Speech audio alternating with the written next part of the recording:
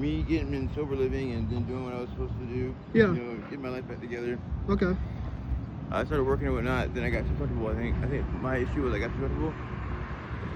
I thought I could start maintaining and balancing my addiction again with the regular life. Okay. And it started off okay, easy enough. Sounded like I was doing okay. It felt like I was doing okay, but then the addiction started to take over again. Oh, okay. And I found myself using more and more and more, and falling off track more and more. Okay. What were you addicted to? Huh? What are you addicted to? Shit, what am I not addicted to? That's the question. A lot of hard drugs. You know, the most popular ones right now are methamphetamine, fentanyl. Okay. You know, alcohol. I don't drink too much anymore. Yeah. But methamphetamine and fentanyl are my two biggest addictions. I should say, my favorite. Biggest addictions. You know. You said two favorite? Not favorite. I mean favorite, but like two biggest. Yeah. Okay. Yeah. It makes sense. Yeah. So why did you become addicted? Like, what happened? Like, did you? Well, obviously, like, you know, it started with something like, but I have Crohn's disease, and mental, but like physical health conditions. That opiates have played a part with. You know, opiates help with pain relief and stuff. You know. Did you were you prescribed that by the doctor? Yeah, it's probably being prescribed by. Bro, yeah. You know what's crazy? I just talked to some dude this morning, and he said he got addicted because he got prescribed like drugs when he was like in the 7th grade, and that got him like addicted since then. And he's 30 years old now. Yeah. I was like, wow. Yeah. Yes, opiates that help with pain relief and everything like that. Yeah. And then, so yeah, being prescribed it doesn't really help. Yeah. I see your hands. Like, abuse. Can I? What happened to your hand? This right here, it started with opiate use as well. Oh. I had lost one of my fingers in jail. In jail, and prison, I lost one of my hands. Wow, that's dang. And you know, it sucks because like you feel like you already feel different enough, like with your being an addict or whatever. Different from the community, out, like, you know, alienated from the community, not a part of the community. Yeah. But now you have addiction on top of that, and it causes a lot of you know, self-confidence, you know, self-esteem issues. Self-esteem issues, yeah. Yeah. You know, so you know, you don't feel like you're part of. You don't feel like yourself most of the time? No, not really. Or even part of like any kind of group, you know. You're segregated from everybody. Okay.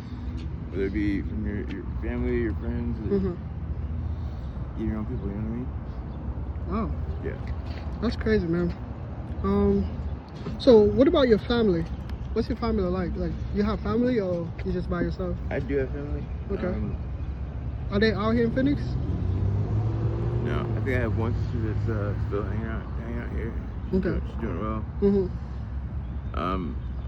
I just never wanted to be the type of person to burden my family. You know, especially my younger sisters. You know, being successful in life so far. Yeah. You know, I don't want to be the person that I don't be the brother or the man that is holding back from doing what they want because they're worried about me. You know what I mean? So I try not to talk to them too much, especially. Yeah. I think just talking to you, I just got an idea, because like I was talking to the guy down there. Before he didn't want me to put his face in there, but he was okay with me talking to him. But he asked if I was gonna pay him. I said, but I'll have to put your face in there. And he did an interview. So that basically just told me like the only reason why like, you know, he got recorded was because he put in his face, which I understood, because like how do y'all feel with people coming out and then recording y'all? It feels kind of weird, you know, because like you don't know what they're gonna do with the video, you know what I mean? Yeah. You know, they're gonna make fun of you or, you know, or do some kind of weird shit, you know what I mean? Like, you know what I mean? Like, I mean, yeah, you never know. But so, yesterday, I was over here. And, 3 guys came up and said, "Hey, you guys want to do an interview?" Like, you know, they're gonna feed you. You know, you guys hungry? So. Did you grow up here in Phoenix or? I've been here most of my life. See, I'm 36 years old. Uh-huh. And see, I've been here most of my life. I consider myself native to Arizona. Mm-hmm. So like, yeah, I mean, growing here, I came out here second grade. Mm-hmm. Second grade, all the way to graduating college out here, everything. Oh, you graduated college? I went to college. I didn't graduate college. Oh, okay. I graduated high school, then was the first person in my family to go to college. College, Yeah. and then but I haven't completed college yet. Okay. What were you doing in college? Like, what did you go Culinary for? arts, cooking. Sorry? Culinary arts, cooking. Oh, culinary. So why did you drop out? What happened there? I think I got burnt out. Okay. Burnt out. I didn't think it was gonna be too much fun for me. Working in the bag, you know, sweaty. Mm-hmm. Damn. But I found a better part of the restaurant, working in the front of the house. Yeah. Serving and whatnot.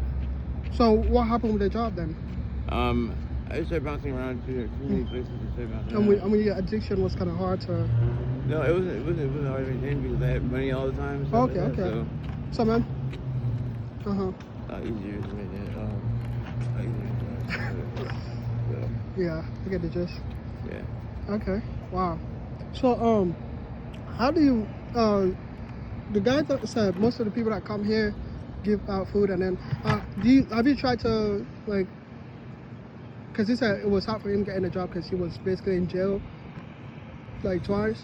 Yeah. So it's hard, every time he tries to get a job, I don't know, like every time he tries to get a job, like they look at his background and you know he basically can't get a job. But have you trying to get a job or?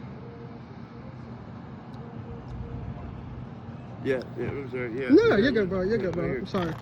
I know I'm taking your time. No, it's right here. What's the question again? I'm saying like, have you tried? Like, did you try to get a job?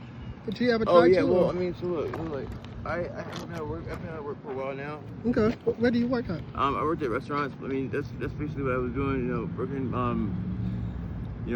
doing front of house, like fast food and whatnot. And Yeah. but you know, being at work for so long after my last job when I got out of prison Mm-hmm. in 2021, Yeah. I haven't had a job since then. Okay. 2021. Oh, okay. That was pretty recent. Yeah. Okay. So, But I'm saying like right now, have you tried to or no?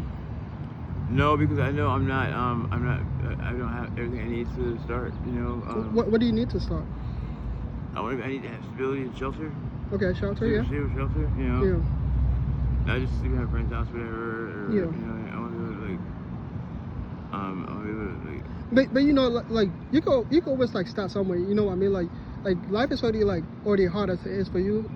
So like you just gotta like, you know, see how you can start from the bottom. Like you know, like a lot of people. It's a lot of people that like I know like for you, you don't have like you don't have any friends out here that own homes or family that you could like sleep on the couch or anything.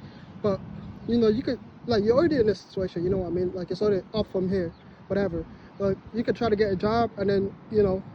Try to see how from there then you can you know maybe afford like a bicycle, whatever, a car, whatever, and maybe start living in your car.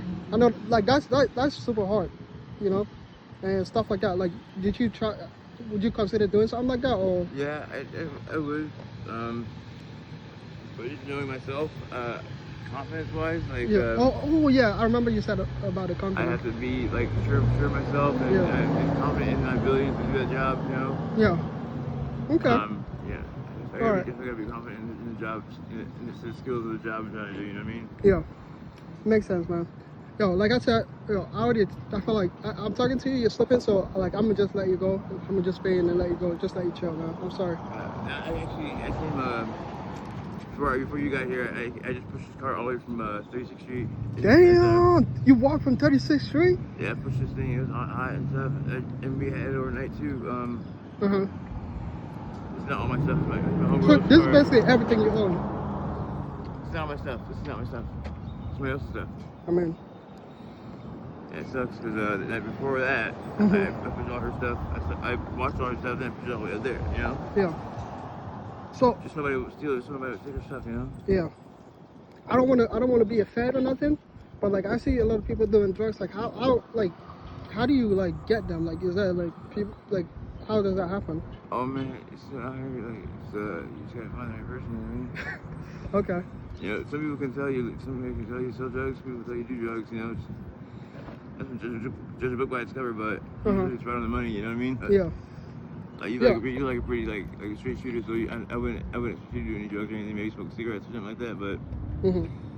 Damn, I kept looking at your hands, bro. Yeah. Damn. No, not even like that. That's insane. You're bad, But dude.